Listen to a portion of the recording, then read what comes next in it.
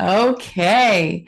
Hello. Greetings, everyone. Hello there. Anybody who is out in Cyberland who's joining us as we're about to have a conversation around Halloween. Yes. So, this is a conversation that was actually started with one of our sisters who's not present on this particular conversation, this call right now, but planted the seeds for conversation that we're going to have today around the topic of Halloween. She has two little ones and started asking some really great questions about, do we handle Halloween differently if we're not necessarily wanting to perpetuate the old? And so I spoke to our lovely sisters here today and also with herself. It was Kaitlyn. And we decided we would have another little conversation around the idea of Halloween and just ask some questions, share some insights, and see where the conversation led, and see if we can just open the conversation, share some insights, and basically support anybody else who's out there who's maybe got children, who is wondering if there's any reason to think differently about this particular time of year, and maybe answer some questions for you too. So, my name is Katya, and I'm here with the beautiful Donna and our beautiful sister Rita. And maybe we could begin. Can you guys just tell us what your dynamic is? Like, you have kids, but if you could just tell us just briefly, like, what's your family situation in terms of children? And we can lead into the conversation from there. But please allow, we'll start with maybe Rita. Well, I have two kids who are 6 and 9, and they're very curious about aspects of Halloween in the general ways that it's been portrayed. So they're curious, um, but just organically, we as a family haven't played with a lot of the things that are structured in society, because we're not so engaged with aspects of society because we homeschool. So that adds an element to our experience that is allowed for differences to emerge just naturally. So I've witnessed that a bit. Mm, But in general, we are curious about Halloween, but we are also curious about ourselves and how we want to express Halloween through us. And so we've been exploring things through that lens and through my own lens as a mother and guide to them, and sharing what I feel called to share as a mother, and a person in this family who wants to express also. So beautiful. that's our journey with Beautiful. Halloween. Thank you. Thank you, Rita. And Donna, how about yourself? So I have two young ones as well, two girls. Mhm. And this, I've never really been like a huge Halloween person. Um, like the kids always dress up and go out, because that's kind of what everyone does, it Mhm. seems. And so we've played with that. This year, it's been kind of beautiful because I haven't really needed I just kind of have like stepped back and not done anything. Mm. Um One of them a couple weeks ago found the Halloween box and like put a few things, like it's very minimal, and like put a few things out on the porch, and I was like, yeah, cool. Go for it. And then they actually had an experience they were super excited about at their dad's house. And like they decorated the whole front lawn and everything. And so when I picked them up one day, then they wanted to show me and like gave me the tour. And so I was really excited for them because they were so excited. And so it was nice for them to share that with me. And I could see that that was like a fun thing they did together. And I was just really appreciating that they got that experience, that they're having that experience without me needing to really play with it. So I'm able to still just be authentically kind of like neutral, like not really into it, but not trying to take away from their experience either. Beautiful. Beautiful. Thank you for sharing that. And so you guys both have kids. And how old are your kids, did you say already? Mine are 6 and 9. 6 and 9. Two And Rita, girls. how old are yours? Oh yeah, 2 girls and 2 Also 6 and 9 and 2 boys. No coincidence there. Okay. Well, thank you for sharing that part. And this is part of the reason why I know Kaitlyn and I, we were talking, we thought this would be really cool to have a conversation around because your kids are kind of at that age where if they're going to be into Halloween, they're going to be enjoying it now and maybe like really starting to explore it and play with it. Because there's so many parts of Halloween that have been really embedded and ingrained into our lives as one of these things that just happens every year. And it's one of those traditions or rituals that we go through of taking on different personas. So it's really interesting and also playing with these often kind of darker themes, right? So this was one of the things that came up when Kaitlyn and I were talking, because there's noticeably maybe not with the youngest of children, but as people get older, there's this theme of, really the dark side of stuff, the gore and the fear and the ghouls and goblins. So that was the part that our conversation really kind of sparked from.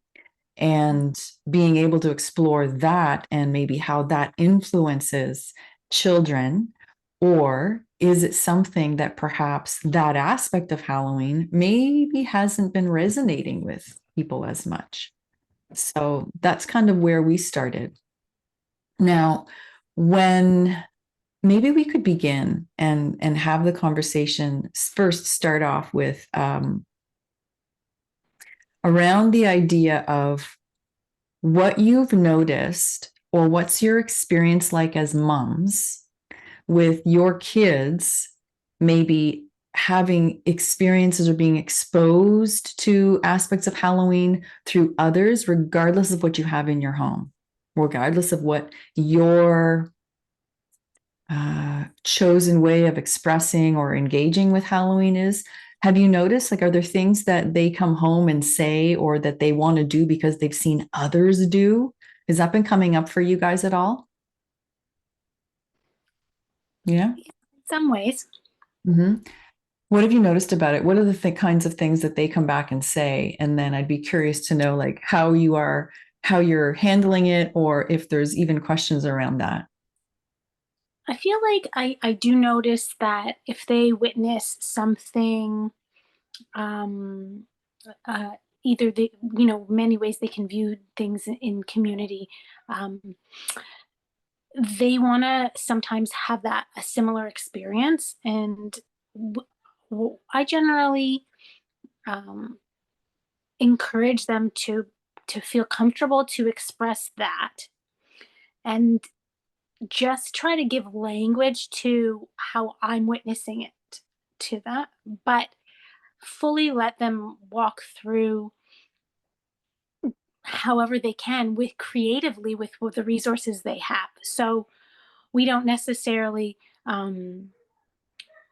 go extreme and buy something that they might witness or see or view, but I have they have especially my older guy, he's been wanting to get a few things to decorate, and I lean into that with this awareness that this is an opportunity not only for me to just focus in on the Halloween element, but an opportunity for him to be expressing. And if he's attaching his expression to this in this moment, I'm open to um, watching that unfoldment and not trying to hinder how he's choosing to express himself through that.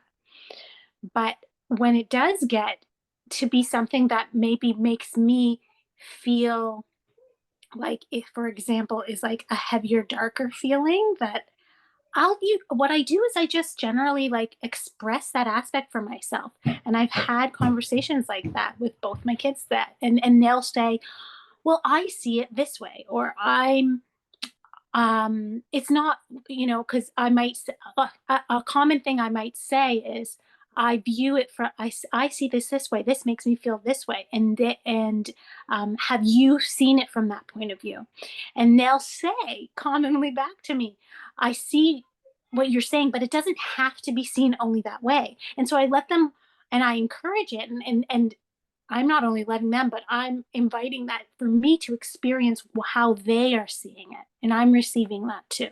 And so I'm finding it quite interesting to be able to specifically stand and look at all these elements of darkness that I see and not have a reaction to it, not allow the reaction to be the controlling factor of my experience.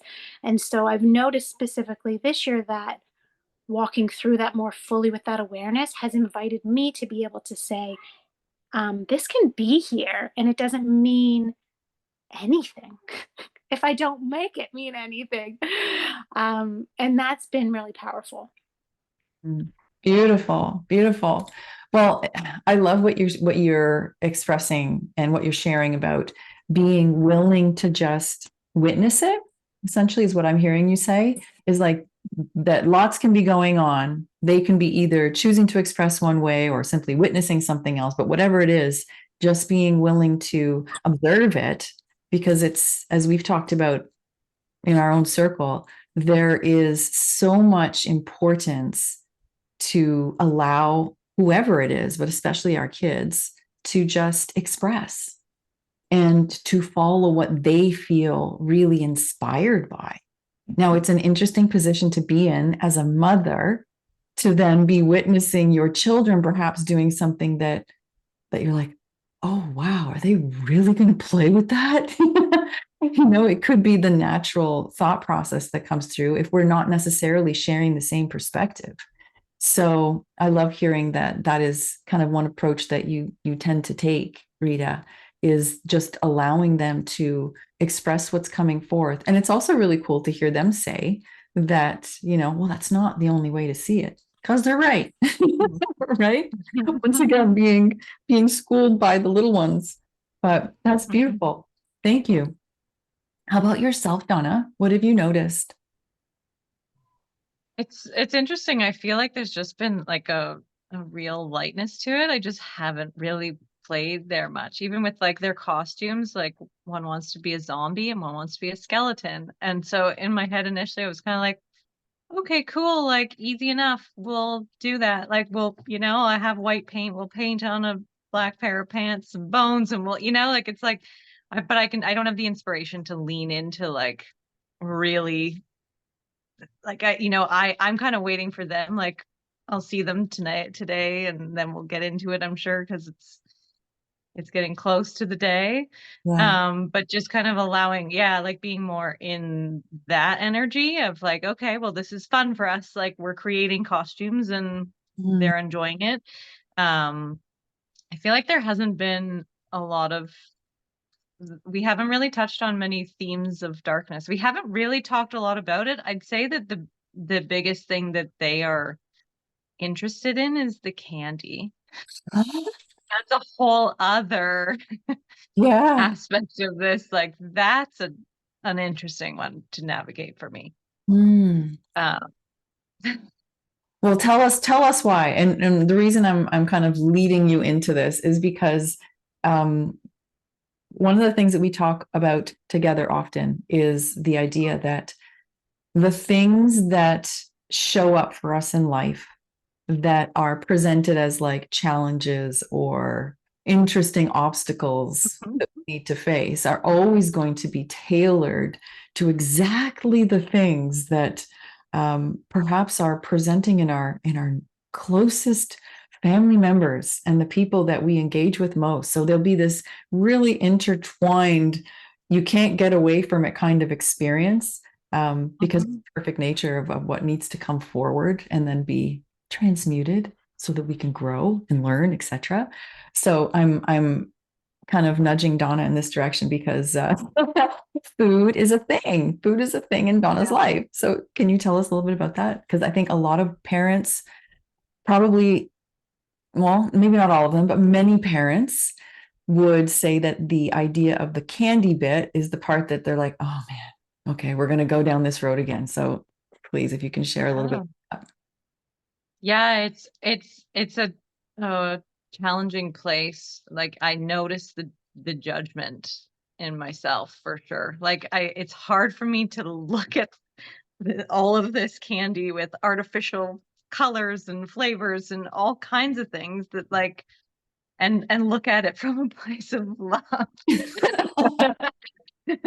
and appreciation. Like, yeah, it is a common theme, like food and like treats. It's just it seems like they just like they so want to play there. And I see the like constant kind of like the chasing of the dopamine or whatever it is. It feels like they're just always after it. And so it's interesting that a lot of our holidays revolve around these kinds of things.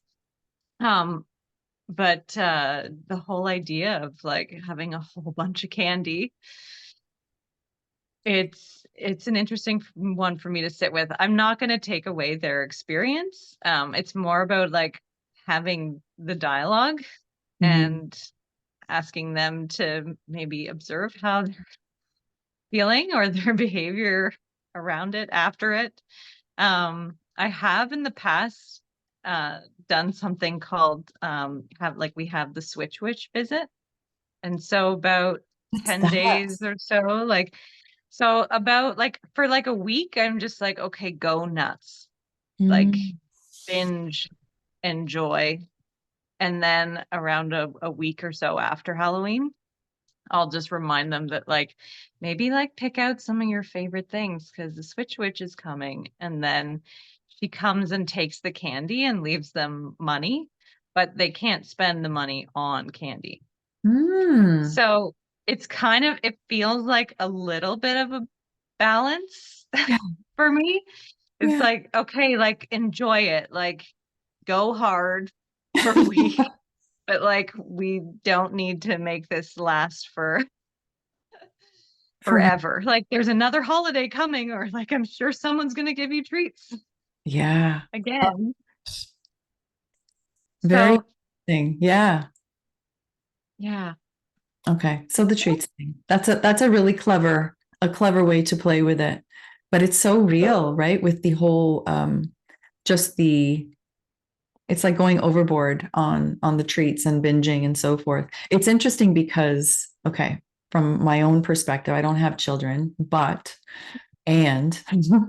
I immediately tie it back into, collective programming and like how smart it is to be able to have, like, if you wanted to perpetuate a culture that really loved indulging in candy and knowing that sugar is like so highly addictive, more than most substances, what a brilliant way to really start to ingrain this into the collective than making it part of the thing that children do. Now, I'm not an expert on like, how Halloween originated and, when trick-or-treating came into play, but it's clever, right? Like to have that. Yeah. And so it's the mindset they have. Yeah. No, please go ahead. I feel like their mindset also is like, it's like, we need to get the biggest haul possible, right? They're like, can I use a pillowcase? And can we go to this neighborhood? Because they have like all the houses hand out candy. And I'm like, how do you know all of this? Like, I guess that's the 9-year-olds, like they're plotting it all in the schoolyard or something, right? Like, come to my neighborhood. There's like 400 houses and everybody gives out candy and some of them give out big ones. And like, it's just this like more. Yeah, there's a strategy behind it. I remember being a kid and we were going to my cousin's place at the time, and they lived in this, it was more of an estate neighborhood. And so from a kid's perspective, you're like, this sucks. I mean, it'll take me 5 minutes to get to the next house. How am I going to fill my bag of treats? So it's a very real thing. I laugh because, wow, it's still happening. This plotting as to we want the high density homes, like apartment buildings are probably the best from a kid's perspective, I'm guessing. But anyways, I digress. Okay, so that's very cool. So you guys are like, you allow them to indulge in the treats and then ideally trying to wean them off gently as they go. Okay. I have an interesting experience with that because we just started doing trick or treating maybe 2 or 3 years ago. We just totally, me and my partner, we had no interest in doing that with our older son Ryan when he was younger, and we had the orchestration of him being born with not being allowed in a lot of ways for his body to digest high sugar. So we right away were like, we're not playing with that as much in that way. Yeah. And then he ended up having a nut allergy. So it was like another layer of like, okay, well, we get to look at everything differently. So that allowed me and my partner to just kind of write that off as in a way, but then it gave us this spaciousness to create a different way. So then, though, as Ryan got older, he started to become more curious. And so, where we're at now is we go out, and yes, he and his brother are excited to go to the houses and to say hello to the person at the door and to have this. Literally, that's how they speak about that. Oh, I wonder if they're going to be dressed up. Like they're so curious about. Oh, I wonder how many kids are going to be on the street and like who's going to decorate their house. And they're totally interested in all the elements of the experience. And although they are excited to collect candy, they know that they don't have any of it. They literally, we take it and we give it away, and they have no, and of course, like we've had the conversation where they've been like, can we maybe try this or this, and we're just like, we just are like, really, this is not a healthy thing for us to put in our body. And we do have other treats that have sugars in them that are, in like let's say a container of our home that we have and that they enjoy, and they have a variety of things. But even last year, what happened was I tried to mimic the candy that they were going to receive, and I went and I purchased like all kinds of nut-free choices that were treats still, and we swapped it, and literally they were interested in it for like 2 days. And then there was all this stuff. And me and Adam were like, this is so interesting that they're not attached to that piece of it at all. That this year we're like, let's not even do that. Let's see what happens if we just make it about something else. So we're just walking through it, doing different things. And it's just curious though, because they're very, as I observe and witness, they're very interested in the experience and going, but they don't have the attachment to having to consume it the same way. And but yet are very excited about the whole day and leading up to it and walking through going and being in the neighborhood and having this experience. So that's great. That's great. What a blessing, like to be able to have, like, because one of your children couldn't eat, that created this perfect framework in your home when it comes to treats. And I'm sure that had some kind of an influence. That's beautiful. Very nice. Huh. Were you going to say something, Donna? No.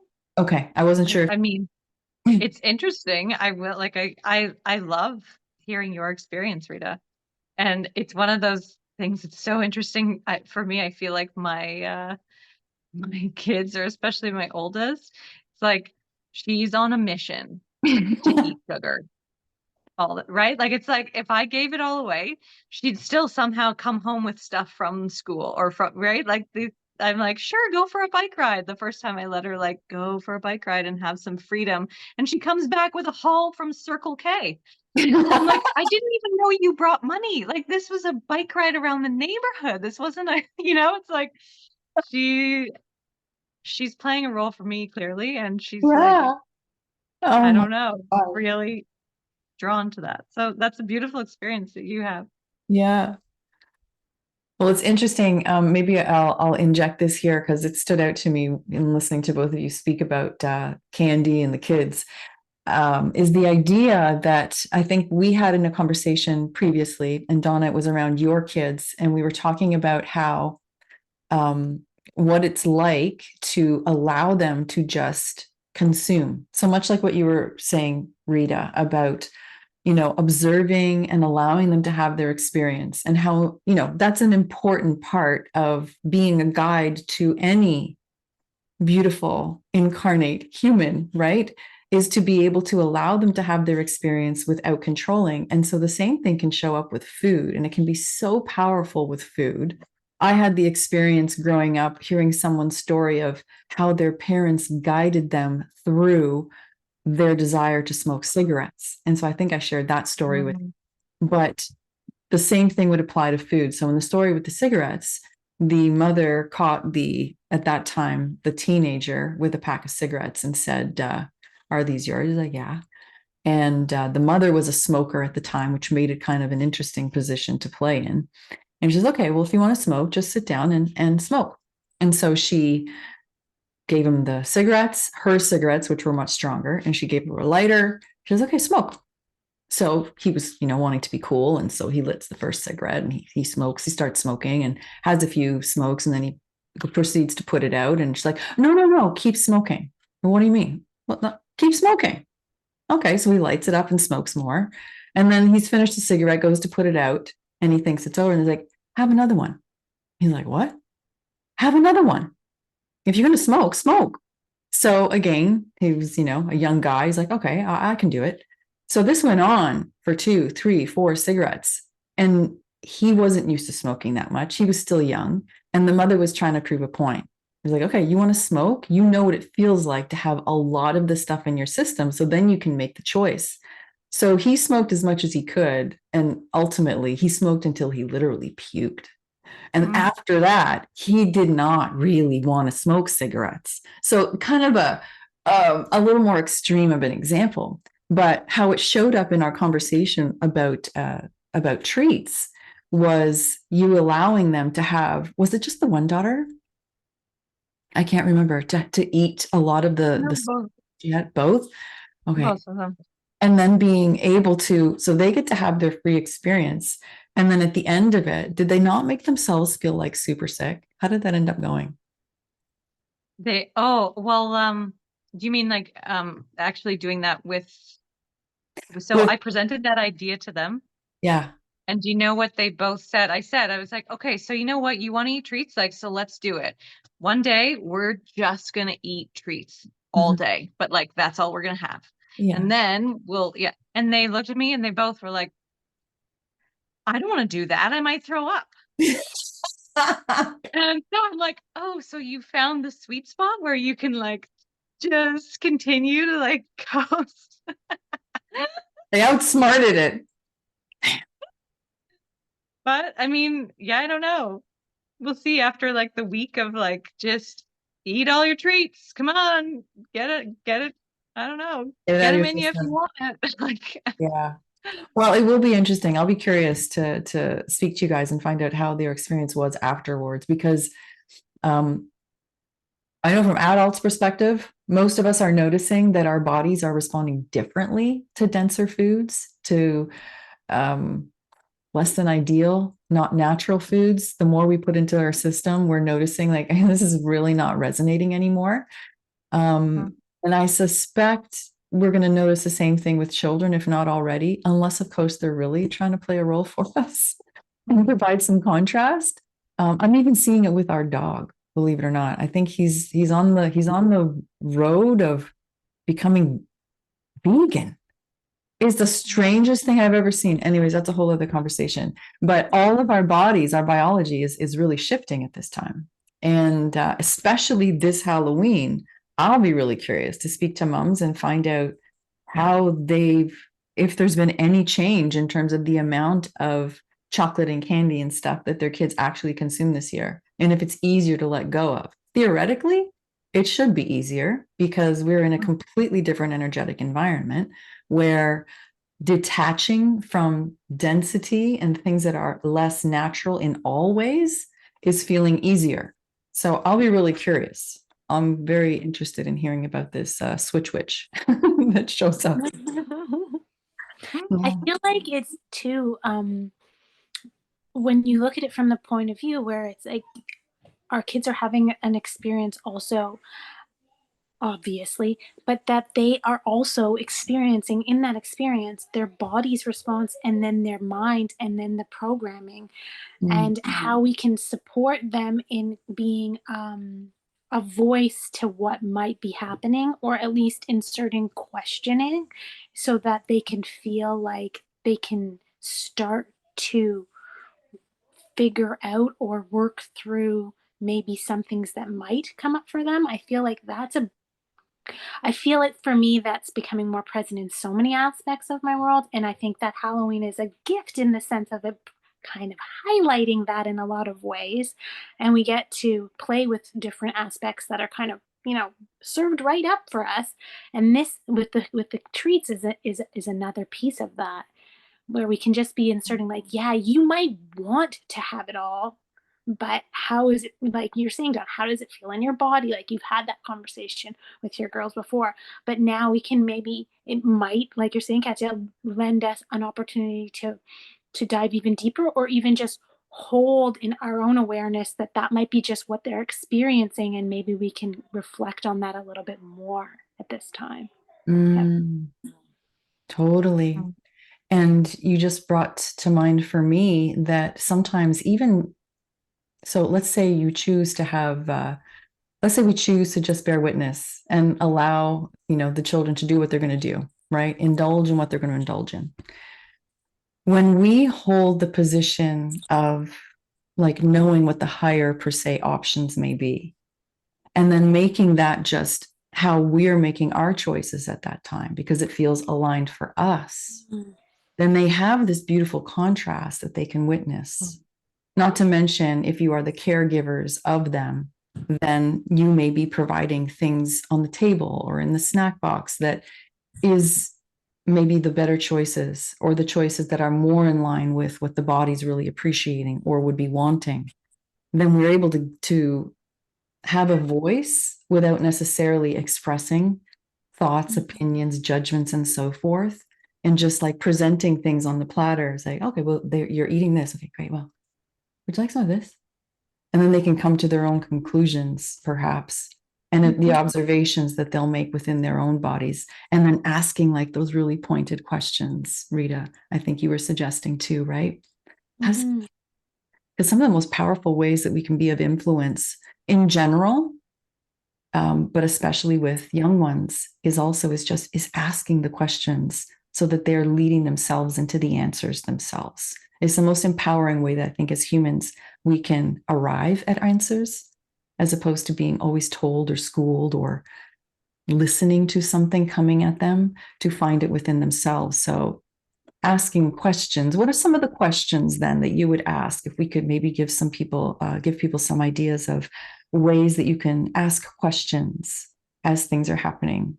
So around the food, for example, how does that feel in your body? How's it actually feeling? What else would you ask? What are the kinds of things, if there's things that this sort of sparks? I know that's for me, that would be a one big question. It's like, how is it actually feeling? Do you notice? Even Perhaps like, or what do you want to be feeling? Yeah. And are there other things that allow you to experience that feeling? That's good. Yeah, or even asking like, what do you think that experience is going to be like? I'm curious the difference between what you think it's going to be like and what it actually feels like. That's a great one. Yeah. That would actually be a good experiment to do. So if you were able, is to have the whole bag of stuff. Because I know I've had this experience myself. Like I used to be obsessed with flakies, loved flakies. And so maybe 10 years after never having a flaky, I saw a flaky at a store. I was like, oh my God, I'm going to have a flaky. And so your mind goes back to like the memory. Or craft dinner is another one. Oh my God, craft dinner. And so we're so programmed to these heightened memories, in my opinion, the memory is always much better than the actual thing. And so going and having that flaky, I was like, this is kind of crappy. It's not so good. Or the crap dinner is like, I loved this. Like, why did I love it? So to your point or your suggestion, Rita, what a beautiful idea it would be to like have the whole bag of all kinds of things and then do the experiment and maybe pose it as that. Like, let's do a little game. Let's do a little experiment because I suspect, or I've heard, or whatever, that our memories can actually make us think we're going to have an experience that we're not actually going to have. So maybe we shouldn't actually be listening to the mind after all. But what do I know? Let's try and then see what happens. Because I would suspect, now watch them prove me completely wrong, but I would suspect that if you allowed them to answer that question, like, what do you think it's going to make you feel like? What do you think it's going to feel like? What do you think it's going to taste like? Oh, it's going to be amazing. It's going to be like this, and it's going to be like this. And let them, I would say, let them really get into it, build it up as much as you can, as they can. And then say, okay, now have a bite, but eat the whole thing. I think it might be more effective. And then see if it actually measures up. I wonder, what do you think? Have you had the experience with them before in things in areas like that where they have been disappointed by something that was really built up in their mind when it comes to treats? Maybe not. Maybe not with treats, but with other things, because that can happen with a lot of our minds take us on a lot of journeys. And so we've had that kind of conversation in other contexts. Mm-hmm. So it's curious. It is a curious thing. And I think it's even just beautiful just to bring into the conversation the awareness to children through questions of just what is your mind telling you versus what is your body telling you? Or what is the experience like? And even just walking through that contemplation, that whisper, that like moment of letting them even have that experience, I think is offering something incredible. Kind of like what part of you is wanting this? What part of you is asking for this? And is there another part of you then that might ask for something else? And I think the other interesting thing is, no, go ahead. Go ahead, Rita. Well, I was just going to say, it also stems you out to like opening into just the planting the seed of the awareness of the Halloween in general, or right? It widens you back out to like, what is my mind telling me Halloween is versus, right? What is actually happening? And it's just the planting of a seed, right? Definitely. It's really, it's taking us away specifically from the topic of Halloween, but I'm really excited for like the evolution of all of these holidays, or like these big like rituals that we all participate in, that seem to often circle around like food, and not the best kind of food, and just things that like aren't really fulfilling, in my opinion and in my experience, and how we shift into other ways of like celebrating and having fun. Like for some reason, Halloween, it's never been a thing for me, but like costume parties, like when people have like themed parties, it's like, ooh, this is fun. Like, but I don't have to get into the whole ritual around it. Or like just like birthday parties. Like a friend of ours had a birthday party on the weekend, and he invited all his friends to go caving.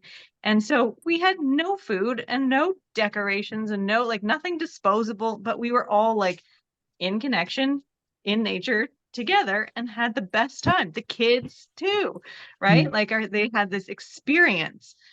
So just I'm excited for us being able to move into more of that, and away from like what seems like so wasteful and like it's very ritualistic. Like this is how it has to be done. This is the prescription for this.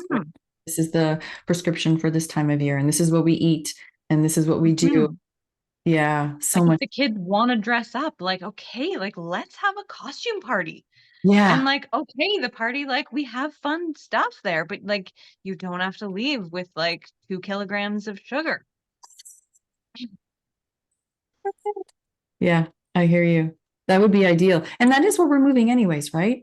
Being able to, Halloween is like a perfect example of the opportunity to step away from tradition, the opportunity to step away from ritualistic ways of being. And I know when I say that in some circles, it's fun because they're like, what do you mean? I don't want to let go of Christmas or Thanksgiving or whatever.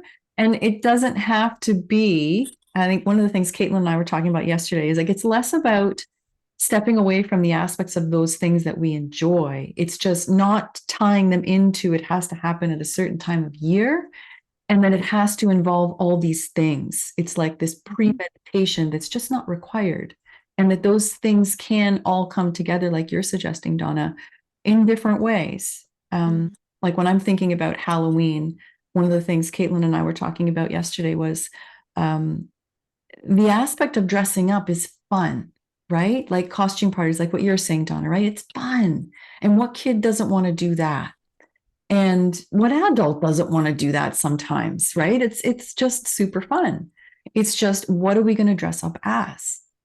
Now, there's been this one lens that's come through the media so often about what it means, and what you should or could dress up as. And many people express it as like, their alter ego comes out and you can do all this. But what if instead we were dressing up and pretending, foreshadowing, who we want to be, what we want to become, or like ethereal or elemental aspects of ourselves expressed in this way, right? Anytime, one of the other things that we did that came up that I was inspired to share and would love to share again is if we can tie all of or take the aspects that we like from some of these traditions, but then peel the rest away and just replace it with nature in some way, it suddenly feels more authentic. It suddenly feels more like, yeah, this is something I'd like to continue, right? Like this time of year is the harvest season, right? Where candy came in, I'm not sure, but like the leaves changing color, the harvest of food that generally arrives at this time of year, the spices and all of those things, they're all elements of nature, right? And then being able to play with even like color schemes and so forth. But that's one way that we can kind of reel these holidays in is just tying them back into nature. So what's a natural element that we could bring in that doesn't involve, the materialism, doesn't involve all the shopping, all the fabrication, etc. But I just want to inject that as a seed to plant if there's like ideas around or questions around, well, how would if I pulled this part out, what could I replace it with? You guys have any thoughts or ideas around that kind of replacement philosophy? I've seen like Waldorfian style things where they talk a lot about lanterns and light, things like that. So I can see that piece in that context already um, existing and thriving in communities that do that. But I definitely resonate with that, and I definitely think that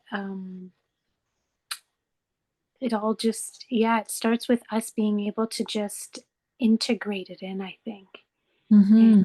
and yeah, that's where yeah, I appreciate that you're saying that, and also recognizing the deep connection that I feel to to that, and how that would come forward just in my beingness is where I feel like that's where I would start, Mm-hmm. right? And then maybe through activities and through game and through just being with my children in in this time, Mm-hmm. and having and inviting in more experiences of that nature to kind of weave that in Mm-hmm. to the experience. Beautiful. Well, something you just said about like lanterns, you reminded me of something. Thank you for sharing that because perhaps even the introduction of and bringing forth of more light in general. As I was hearing you mention like the Waldorf bit and lanterns and so forth, I read something recently about Halloween, and there was some earlier tradition where I guess it was preceding carving pumpkins, but they were carving parsnips and making parsnips lanterns. And what came to mind for me was like, wouldn't it be beautiful? Like I was envisioning while I was speaking to Kaitlyn yesterday, like part of the fun. And I know, I believe Kaitlyn was saying that one of the things that they would enjoy if they were to do Halloween type things would be, having the, like, if there's a neighbor or some close person nearby to be able to show off their costumes too, right? Because part of it is like, oh, I get to walk around in my costume and I get to show other people. And then I kind of had this vision of instead of carrying around bags of treats looking for treats, what if we were carrying around the lanterns that we created? And it becomes this big kind of show and not show and tell, but I guess show and tell kind of experience where we're bringing light around in the neighborhoods and showing off and having fun, not showing off, but you know what I mean, displaying the creativity that we've done. Yeah, that we've created in for this particular day. But the lanterns bit really stands out to me. Like so many cultures have beautiful displays of light around certain times of year. And I could almost see that being like a replacement for so much of, no pun intended, but the darker themes that are present at this time historically. But thank you for mentioning that because that's really sparked this whole idea in my own. I think it's like I a feel like- jumping off point. Sorry, go ahead. When you were speaking, Rita, too, I feel like there's also just something, I think that there's something really fun for the kids, just being able to go out and walk at night. Because they've asked me that, like we did that in the summer a few times, but now like with the seasons changing and it getting darker earlier, like they'll ask, they're like, can we go on a night walk? Like it's just like, it's kind of like a novelty thing, right? Like to just go out in the dark. Yeah. What a good point. Yeah, because it's like, and maybe this is it too, is us to be more aware of that, of the curiosity that is emerging and where it's coming from. And then, the inverted matrix would plant, certain things in attachment to it. But what if we started to plant, looking at it from a different point of view, from a higher point of view. And so maybe creating more night walks in October or as the light changes, right? Because that's a big thing we've noticed in our home, that it's getting darker earlier. And we tend to say, oh, well, now I'm going to stay in more. But what if we were like, what if we just kept exploring? Which is another, that's a beautiful thought of an extension, because I think that's where we're at, right? We're at this point where we're looking for ways to extend what is already starting to percolate as new ways of being, right? That's exciting me in this moment. So yeah. Well, and it came to mind when you were asking, Katya, like, do I have any ideas? And I was kind of like, well, no, but I would ask my kids. Like I would ask them what they want. Yeah. There's oh, let me plant this seed for you, just sharing what somebody else has done. There's a friend of ours that started something called a night ride, and a night ride or light ride. But what they do is they'll go out at night and they will decorate their bicycles with lights and all kinds of stuff. Obviously, you have to get creative, but it becomes a really fun thing. And because you have to have lights that can run on battery, so everybody gets really excited and plans for this night, and everyone shows up with these decked out bikes and all done in like all kinds of different lights, and it's just super fun because you can't have the same experience in the light, right? It needs to be dark, and when it's dark, we can magic. Yeah. like playing Look with at the that darkness, symbolism, but bringing light the to the light in darkness. the darkness. Yeah. Yeah. Bringing the light into the dark. Yeah. There's so much there. Well, is there anything else that you guys want to bring forward before we wrap up? It's been really fun. Just wanted to have this conversation, see what came forward, and yeah, see if we could add a little light to the darkness. All puns excluded. But yeah, is there anything else you guys want to share or that's come up? No? As the children are serenading in the background. Yeah, they're ready. I They're love ready for the next thing. Yeah.